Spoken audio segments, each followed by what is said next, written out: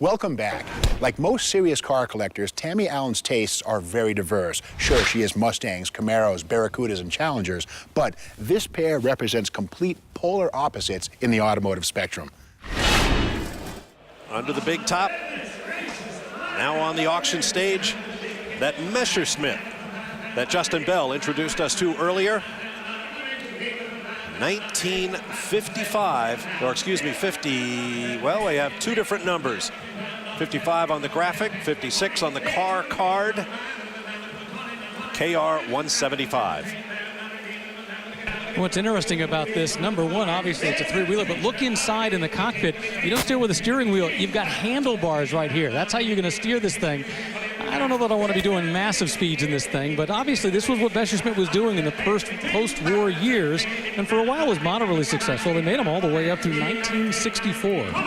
Rick, this is a three-wheeler, I believe, and that means that in England it could be registered as a motorcycle and not pay the high taxes that were applied to automobiles in England and other European countries. Yeah, it also had low CCs, only 200cc engine. That helped as well. And also, I guess the original version of this had actually a rope starter for the motor. You pull it with the rope, although you could get an electric as an option later on. Look at that number, upper right. We're at 30 grand.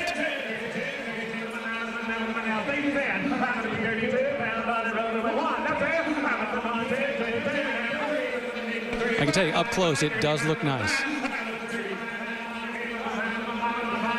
Is that gentleman done?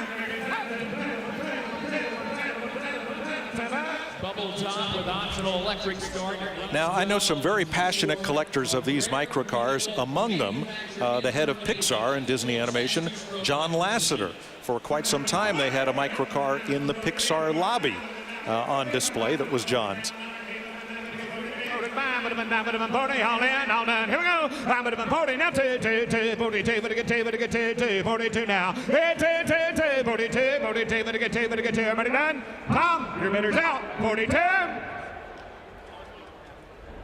Oh, $40,000. Wow, $40,000. Here comes that Viper we saw on the Mother's Car Care cam a few moments ago. Beautiful 2002 in pewter. There aren't many cars that are only 8 years old that are true collectibles, but the V10 Dodge Vipers have already achieved that status. Sticker on this car was about $75,000, and you see the window sticker there on the passenger window, alleged to have been only driven on sunny days by the current owner. 6,800 actual miles, 75.5. What percentage of that sticker price will this go for? One thing I want to keep in mind is the description of this car. It is claimed to be a coupe. However, what we actually have here is the clip-on hardtop on a roadster, just a small amount of some semantics. Under the hood, of course, the final year, 2002, for the 488 cubic inch Gen 1 Viper V10. It became a 505 cubic inch motor the following year. And Justin Bell was talking earlier about kind of the crudeness of some of the early models. You realize it wasn't until 2001 and 2002 that the Vipers even got ABS. This model has anti-lock brakes, but think about that. In those early models, you didn't even get the anti-lock brakes, meaning you had to be a guy who knew how to work the brakes. When we talk about the body lines, again, when I go back to the GTS, which has that coupe that kind of goes back down the top, this has that little top on. It's kind of a clunky look to a degree. It's one of those things that doesn't look quite as smooth. Obviously, that's not what it's not designed to be as pretty as the GTS. Personally, I prefer the look of the GTS, but it's still a monster and it's definitely a collectible. In production on these, there was 545 Roadsters done in 2002, so not exactly common by any stretch. Now, Vipers may defy the rule of Corvettes, which is when the top goes down, the price goes up. The coupe we saw earlier went for $50,000. We'll see where this one lands.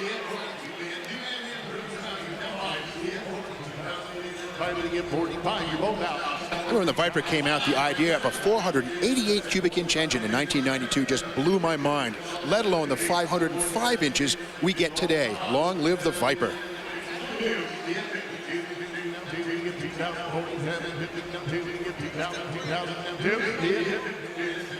This car is quite a bit newer than the one that sold earlier. That was a 96. This is an 02. But I think when you look in the future, 20 years from now, people who are young, these are the collectibles of the future. And they're collectible now. And there was some talk the Viper might be going away, but the good news, it's gotten a stay of execution for at least the next 12 months. That's good.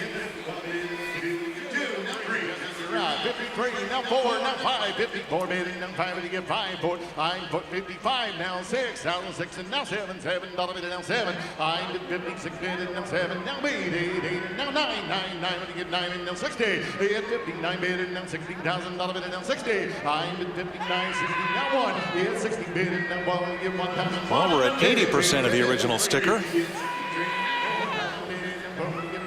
Now 5, 64 bidding, now 5, I bid 4 bidding, and 5 bidding, get 5,000 right here, 5, 6 where, yeah, 65 bidding, now 6, now 7, 7, 7, now 7, 66 bidding, get 7, yeah, 67, now 8, yeah, 67 bidding, now 8, get 8, now 9, 9, 9, get 9, 4, yeah, 68 bidding, now 9, get $9,000, bidding, now 9, now 70.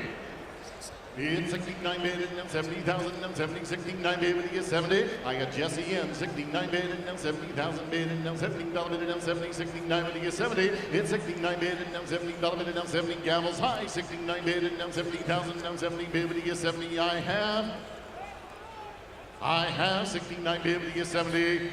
Solder, 69,000, front row, Jesse. Well, that's better than 90% of the original sticker price, so very little depreciation. No appreciation on that one just yet, but that is a torque monster.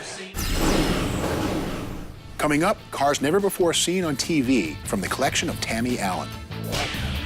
People are so amazed that a girl could buy cars and like cars.